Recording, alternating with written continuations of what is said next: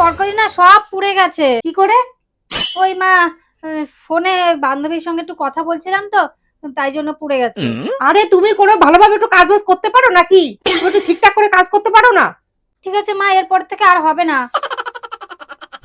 মা, শাড়ি পুড়ে গেছে।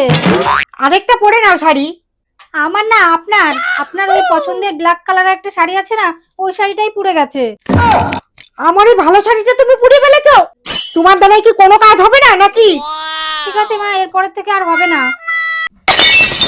হাই রে, আজকে যেন আবার আমার কি ভেঙে ফেললো রে। কি ভেঙেছো আজকে? আবার কি ভেঙেছো তুমি?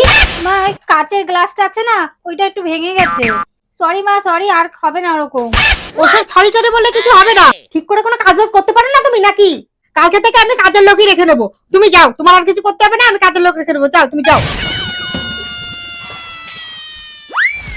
আপনারা যদি এরকম সংসারে কাজের থেকে বাঁচতে চান, তাহলে এই টিপস গুলো ফলো করো। বুঝতে পেরেছো? তাহলে আর এসব কাজবাজ করতে হবে না।